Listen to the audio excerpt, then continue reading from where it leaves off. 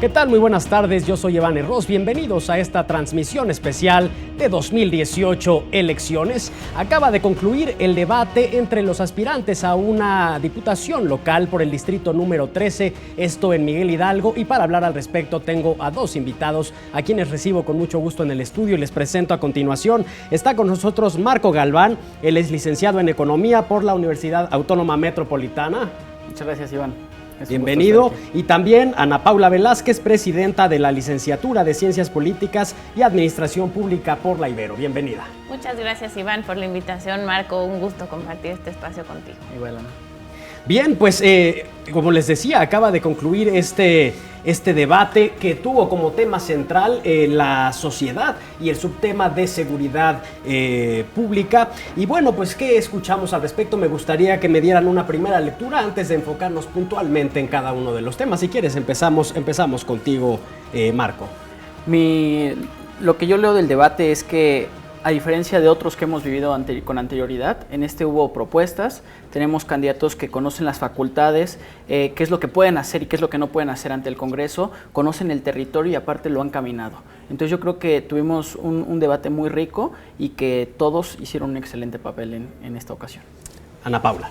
Yo comparto candidatos muy preparados, propuestas muy bien estructuradas, sobre todo las que iban de acuerdo a seguridad, que fue el tema que mayor se tocó. Creo que todos los candidatos hablaron de la línea de su partido o de su coalición en su caso. Eso fue algo de lo que más me gustó. Vimos a dos candidatos muy fuertes que bueno, además de tener una gran carrera política, tienen posibilidades de llegar a esta diputación, que son Dorin y Fernando Aboitiz.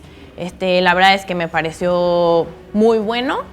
Y también me gustó que hicieron mención a las alcaldías, que fue un debate que vimos la semana pasada. Muy bien. Ahora, pues ya entrando en materia justamente del tema de sociedad con su tema de seguridad pública, ¿cuáles fueron las principales propuestas que escuchamos en cuanto a seguridad? A lo que va encaminado, pues la gran parte de todas las propuestas es que entienden que el problema de seguridad no solamente es atacarlo, sino que viene desde la prevención. Y al venirle desde la prevención no solamente es propuestas focalizadas a la seguridad, sino que entienden que hay una parte importante que es el desarrollo social y el bienestar de la población. Entonces, con todas las propuestas, aparte hilaron la estructura que debe de seguir cada una, desde gobierno federal, desde gobierno de la Ciudad de México, desde la Asamblea Legislativa. Entonces, pues al final del día tenemos que grandes propuestas que hicieron en materia de seguridad. Para combatir la inseguridad en la demarcación, tenemos grandes propuestas para la prevención y, sumado a eso, el fortalecimiento desde diferentes ámbitos como es el desarrollo social. Ana Paula. A mí lo que más me llamó la atención fue el candidato por el PAN, por el PRD y por Movimiento Ciudadano, Federico Dorin, dijo que se iba a medir también qué alcance tenían estas propuestas. Creo que es importantísimo que un candidato esté diciendo esto, porque no es nada más hacer por hacer, no es nada más hacer por hacer, sino que también es parte de saber cuál va a ser el impacto, cómo se va a medir, a cuánta gente va a llegar, quiénes van a estar involucrados, todas las propuestas muy viables. Esto me pareció muy bueno y también, bueno, hablando del pre y del post al desarrollo de estas leyes, que la verdad es que las propuestas son buenas y también las reformas y las mejoras en las leyes actuales. Como bien apuntaban ustedes, escuchábamos a unos candidatos que entienden muy bien cuáles son sus competencias como legisladores o como futuros legisladores. No hubo esta confusión que hemos escuchado en otros debates con propuestas que le corresponden más a un alcalde o a otro tipo de instancia. Escuché como primeras propuestas, algo que ya habíamos escuchado de forma repetida en otros debates: aumentar las cámaras de seguridad, mejorar los sueldos de los policías, que desde luego no tienen menor importancia, son buenas propuestas. Pero lo que me pareció, y no sé si ustedes estén de acuerdo, es que se profundizó más. Hicieron otras propuestas, por ejemplo, se mencionaron los delitos administrativos, que pocas veces salen en estos debates. Me gustaría que profundizáramos un poco más al respecto, Manuel. Marco. Bueno, no solo delitos administrativos, también escuchamos la propuesta en la que hablaba uno de los candidatos de un abogado para la víctima. Así es. Porque es algo que se pierde mucho en el proceso de la denuncia, que siempre hay un abogado para el acusado y para la víctima se deja de lado. Entonces, pues también incentivar el hecho de la denuncia, porque solamente denunciando lo que se mide se puede corregir.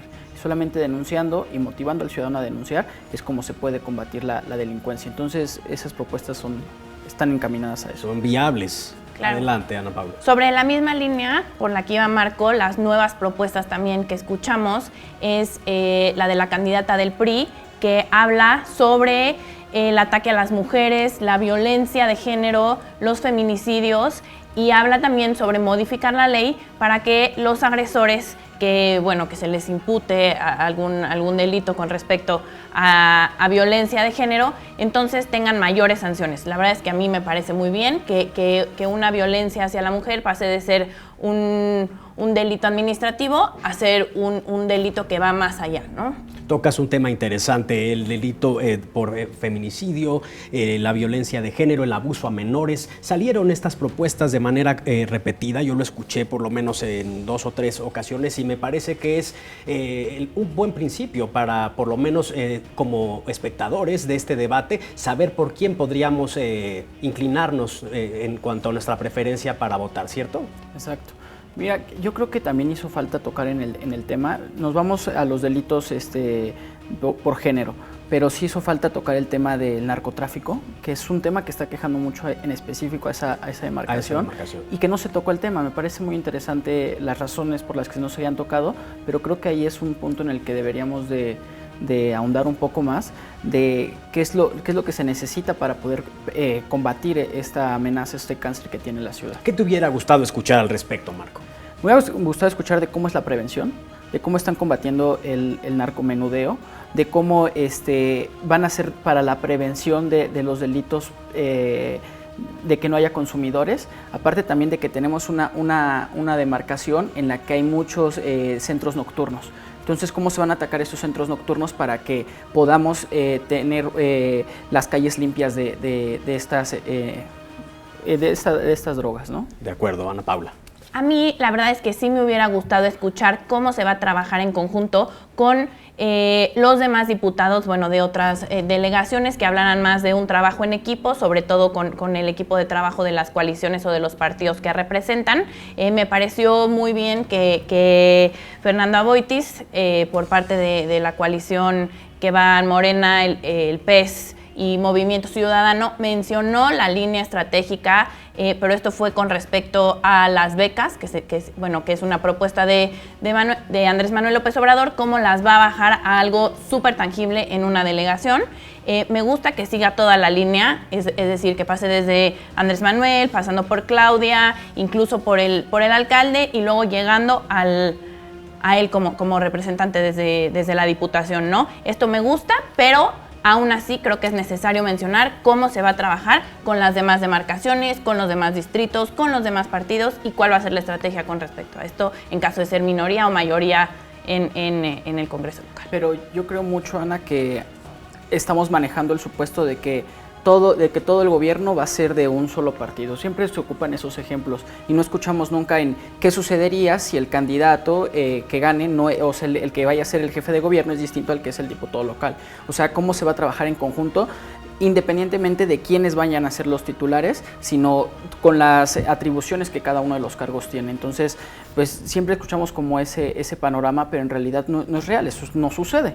Estoy de acuerdo, o sea, me gusta que hagan esta línea porque bajan las propuestas que tú ves lejanas desde presidencia hasta una demarcación que es mucho más cercana a ti, a esto a lo que me refería, pero sí, sobre todo, coincido contigo en que debemos, o más bien los candidatos deben de ser claros en qué va a pasar con las yuxtaposiciones que van a ser obvias en el gobierno.